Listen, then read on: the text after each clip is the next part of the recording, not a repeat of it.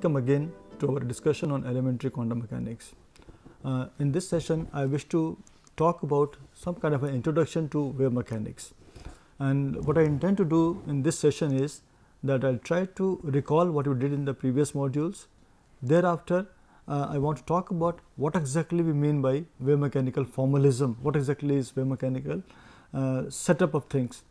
Thereafter, we come to the core of this session, that is the postulates of quantum mechanics, wherein we will try to state each one of the postulates and then try to ascertain the meaning to each one of them. So, that is a crux of our quantum mechanics. Thereafter, we will see that in one of the situations here, in the context of one of the postulates, we will try to learn how to formulate a quantum mechanical operator, which is a very crucial step in any quantum mechanical problem solving. And then towards the end, we will try to lay out some kind of strategy whereby we delineate what kind of general steps are used for solving a typical quantum mechanical problem, which we shall be taking up from the next session onwards. Okay, let us try to see what have we done so far. What we have done so far is we did talk about classical mechanics and its success in explaining macroscopic phenomena. That is what we began with. Thereafter, we came down to the extent that we demonstrated the inadequacy of classical mechanics in the context of microscopic systems. Then we explained the concept of quantization and discussed its success. Thereafter, we talked about the wave particle duality and uncertainty principle as the consequences of quantum mechanical nature of subatomic particles or microscopic particles. And then towards the end, we try to argue for the need of a new model that encompasses the wave character of electron and also the uncertainty principle. So, that is what we have achieved so far. Now, what follows now is just the answer to this last statement of ours, that is, we need a new model, and that new model came up somewhere around 1925, 1926, and there were two independent approaches which came up. One was by Erwin Schrödinger, which is now typically called as wave mechanics, and wherein Schrödinger used partial differential equations to answer the problem of our understanding the nature of atom. The second approach was by Heisenberg, wherein he used matrices to do the same job, and this is actually referred to as matrix mechanics. And what we find is that about a year later, it was shown that both of these approaches were mathematically equivalent to each other. They were talking about the same thing. The only things were that their tools were different. In one case, we had partial differential equation. In the second case, we had matrices. And we chemists tend to favor Schrödinger's approach, because this is based on the de Broglie's idea of matter waves. That is why it is called as wave mechanics. We talk about a wave there. And then they offer easy physical interpretation, whereas matrix mechanics is slightly tricky. Our colleagues in physics prefer to do, they go more into matrix mechanics, but we as chemists are contented with Schrödinger's approach, because that is quite convenient to interpret. Okay. Now, let us see, when we say wave mechanics, what exactly we mean by wave mechanics. If you really ask me, I like to put it as wave mechanics is basically some kind of a mathematical recipe for understanding the behavior of microscopic particles. What exactly we mean by a recipe is that this is some kind of a formalism which is based on certain kind of postulates, and the postulates have got no foundation in classical physics. The postulates are some statements. It is equivalent to like at home our kids play board games, where certain board games are there are some rules of the game. Okay. So, similarly here also, so what we have is, in case of wave mechanics, there are certain rules of the game, there are certain postulates by which we play the game. That means we solve the problem by following these postulates. And what happens is, these postulates are justified only in terms of their correctness in predicting the experimental behavior. That means we say our rules of the game are fine, because the end product I get, the results I get, they are in kind of accordance with what I experimentally observe. So, we are satisfied with that these postulates are in order. So, that is what this wave mechanical formalism is all about. That means, it is basically a set of rules which are used to solve quantum mechanical problems. And as just said, they are based on certain kind of postulates. Now, what we have to do is we have to understand these postulates. To make use of quantum mechanics, we must understand what are the postulates, what exactly they mean to us. Let us start with that. Let us start with the first and foremost postulate of quantum mechanics, which reads as follows. That is, the behavior of a single particle is described as fully as possible in terms of a wave function. Now, what does it mean? What does it mean is, that is, if I want to describe some quantum mechanical system, say an electron in an atom, how does it behave, where is it, what is its momentum, what is its velocity. If I want to do all that, what I do is I will have to visualize that there is something called as a wave function, which I give some kind of symbol as psi, and that wave function is going to have all the information possible about the system. Now, what is this wave function, where does it come from? We will talk about it as we proceed. Now, before we go to the next aspect of it, where do we get it from, we must understand that this wave function psi, there are certain prerequisites for this psi to be there. I mean, you can't take any function and say it is going to be my wave function. There are certain prerequisites, and let us see what they are. The first thing is, this wave function is going to depend on the coordinates or the positions of all the particles that make up the system. Let me suppose I am talking about an atom, say simplest atom, hydrogen atom. So, I must consider what is the location of the nucleus there, what are the coordinates of nucleus, what are the coordinates of electron. So, all those, suppose I am taking a bigger atom or a larger system, then I have to take all possible particles and take their positions. So, that is what I mean by saying that this wave function psi is a function of x, y, z. X, y, z are the position coordinates of all possible particles in the system. And second thing is, if I intend to talk about a time dependent behavior, which normally we tend not to do that, because we deal with conservative systems which are time independent, wherein our wave function gets slightly different here. You must note here that this wave function psi here is a lowercase psi, and this is the capital one there. So, that is the basic difference between time independent wave function and time dependent function. Time dependent function will depend on x, y, z, that is a position coordinate or space coordinate, and t, that is a time. Okay. So, but which in our system probably we are not going to talk much about it. I just mentioned for sake of it that their time also can be considered. And then, as I mentioned earlier, this wave function contains all the information about the system. That is the most important thing, because that is going to give me everything about the system. Now, another thing is that this wave function must have a prerequisite, that it must be a well behaved function. That means, I just mentioned earlier also that you can't take up any function and say it is going to be a wave function. It has to have certain criteria, and the criteria is as follows. That is, the wave function must be single valued. Second is, it must be continuous. Then it must be finite. It must be smoothly varying in the range, and lastly, it must vanish at the boundaries. So, there are 5 criteria any wave function which I intend to use must kind of adhere to or must agree with. Okay, these properties, this function must have these qualities. Now, let us understand the meaning of this. Look at this picture here. Now, this is a picture which shows a function which is not single valued. What you find is that at the value of x1, this wave function psi has 3 different values, here, here and here. So, this is not a single value function. Such a function cannot be a wave function. Secondly, look at this one. What you find is this function is going like smooth, varying like this, but at x1 it breaks, it is not continuous. Again, it is not an acceptable wave function, it is not a well behaved function. Thirdly, you can see that this function as shown here, this goes to infinity at x1 and x2, that means it is not finite, again not acceptable. And lastly, this is the one, the fourth one here is the one which is not a smoothly varying function. That we find that at x1 suddenly the slope changes from increasing slope to decreasing slope. That is not a smoothly varying function, again not acceptable. Okay.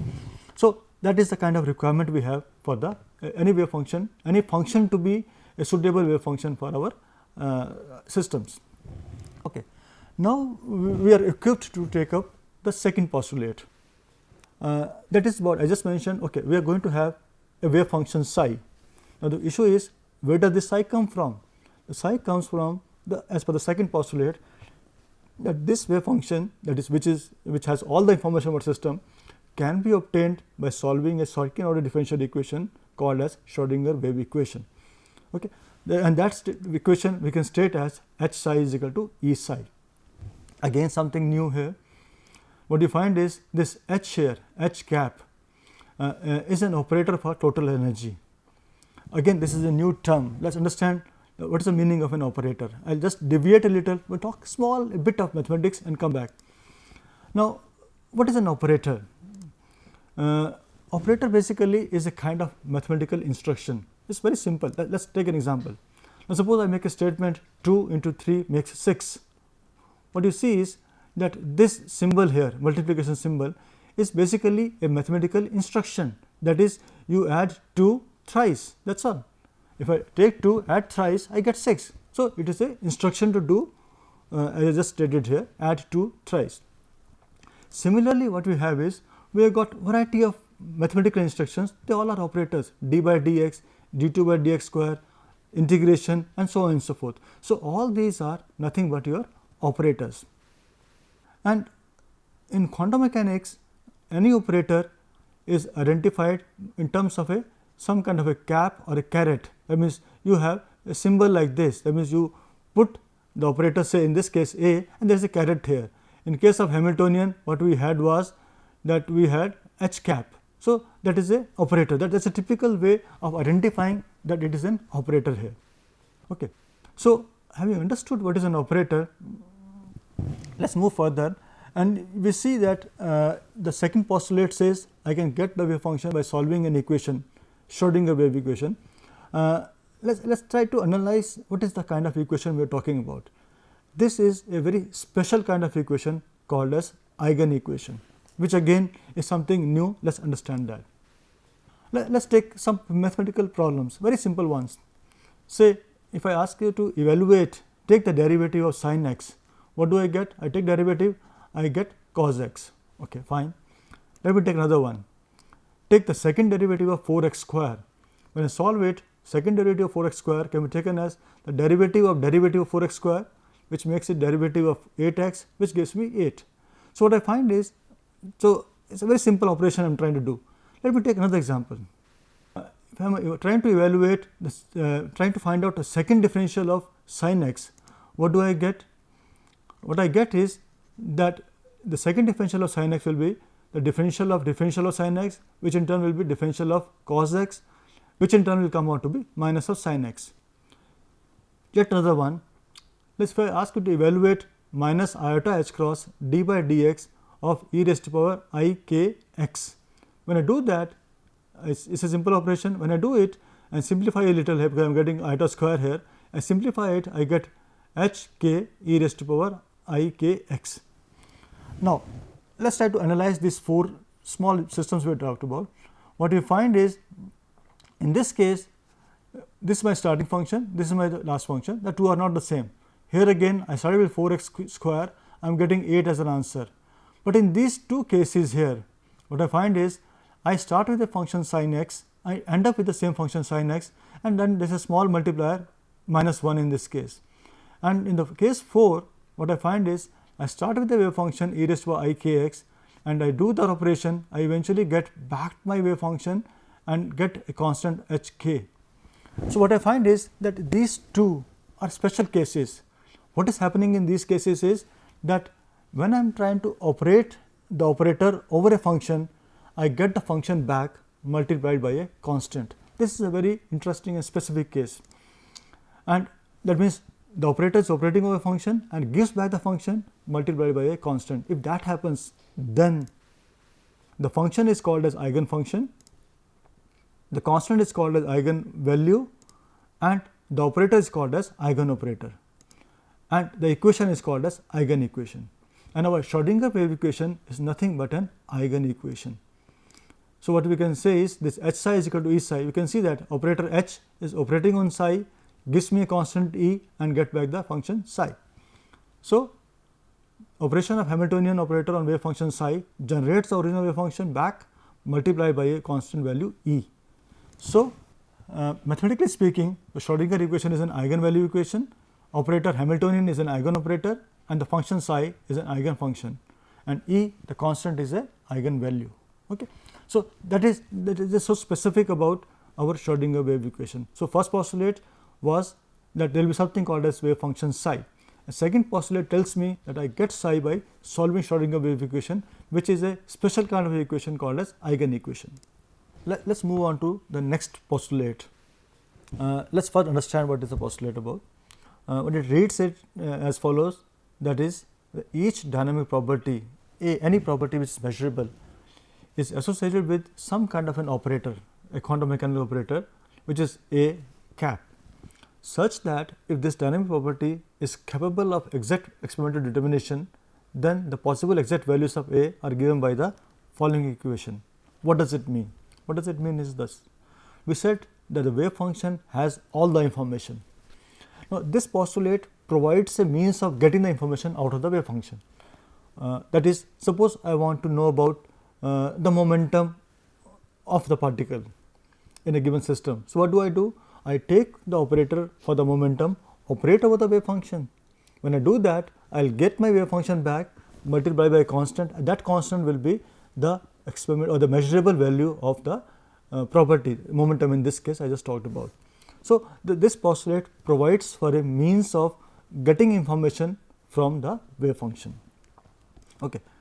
And there are some common quantum mechanical operators are put here. Say for position it is x cap, so that is in x dimension, is just multiplied by x. This is an operation here. For y it is y, z cap is multiplied by z, t cap is multiplied by t. And if I want to talk about linear momentum, say x component of linear momentum is given a symbol as p x cap, and that is the operator for this is minus iota h cross del by del x. It is a partial differential. Similarly, for p y, similarly for p z, we have got minus iota h cross del by del y and minus h cross del by del z. So, that is the kind of operators we have, but I have just listed some of them. But you may have properties which are not one of these. You suppose you want to talk about, say, kinetic energy. So, in such a case, or any other property for the matter, so for all properties we must have a suitable quantum mechanical operator, and such an operator can be formulated on the basis of the simple operators I just mentioned right now. Okay, let us understand how does it happen, how do we do that. What do we do is, we first write down the classical expression for the property I am talking about in terms of the coordinates, time, and the components of linear momentum, etc. That means, all these things for which the quantum mechanical operators are known, as I just showed you in the previous slide. Thereafter, we substitute the position and time by the corresponding operators. Thirdly, we substitute the components of linear momentum by the corresponding operators. Having done that, what we get is, we get the operator. Let us take an example. Suppose I want to talk about operator for kinetic energy. What is kinetic energy? Classical expression for kinetic energy is half mv x square. Suppose I want to talk about a particle moving along x dimension. When I do that, the kinetic energy will be nothing but half mv x square. I multiply and divide by m. So, what do I get? 1 by 2 m, m square v x square, and m square v x square is nothing but my p x square. So, kinetic energy comes out to be minus, it comes out to be 1 by 2 m p x square, and I know the operator for p x. I just substitute that. When I substitute that, so what do I get?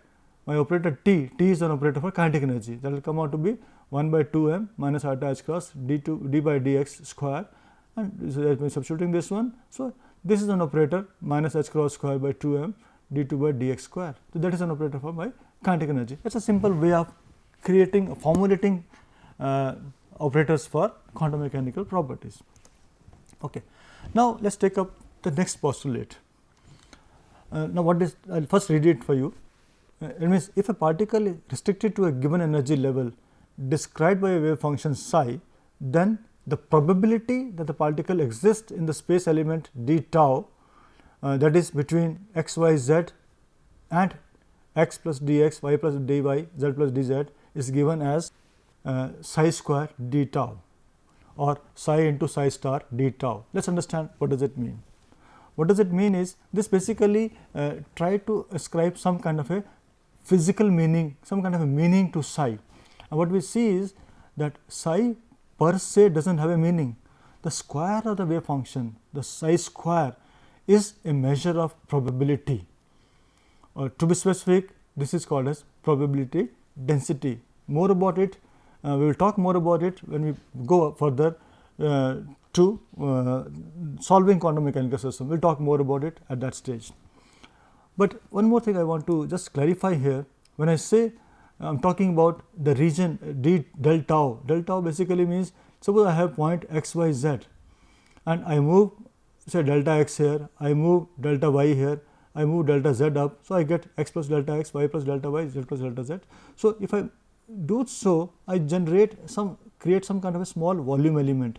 So, this small volume element is del tau. Okay. So, my psi square del tau is going to give me the probability in this small region, and if I want to take this probability in this small packet here, integrate over the whole space, I get the total probability for finding the particle.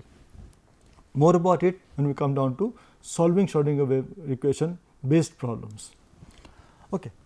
Now, lastly, the postulate number 5, which says the expected mean value A average of a series of measurements of an observable A made over a large number of particles in each in state psi. What does it mean is that if I have a particle whose behavior is described by a wave function psi, and if I make a number of measurements on some property of the particle. So, if I do so, then the average of that values will be given by the following expression. That means, the expectation value of A will be given by psi star A psi del tau and integrated over the whole space depending on the system I am talking about. It could be from 0 to infinity, minus infinity to plus infinity, as the case may be. Essentially, this is called as an expectation value postulate. What is the value we expect from a given system on repeated measurements? That is, that means these are the values which are predicted by the quantum mechanics, and from experimental points of view, they are the average of multiple measurements. If we make number of measurements, so whatever the average comes out, that is given by this postulate. Okay, let us sum up what we have done. What we have done so far is, in these 5 postulates, the first postulate said the behavior of particle will be described as fully as possible in terms of a wave function psi. Second postulate said that this psi can be obtained by solving a Schrodinger wave equation called as H psi is equal to E psi. The third postulate said that since this psi contains all the information, I can extract suitable information by operating this psi over by a suitable operator. Say for any property A, I have an operator A caret or A cap. When I do that, I get the value of that function. And the fourth postulate said that the square of the wave function is a measure of probability for a given system, of a particle in a given system. And in other words, it is basically, to be more specific, it is called as probability density. And the last postulate, the fifth one, is called as expectation value postulate, and this gives us some measure of, that means if I am trying to make multiple measurements of a given property in a given system, then the average of that will be given by this postulate. So, there are 5 postulates, the 5 rules of the game by which we try to solve quantum mechanical problems. Okay.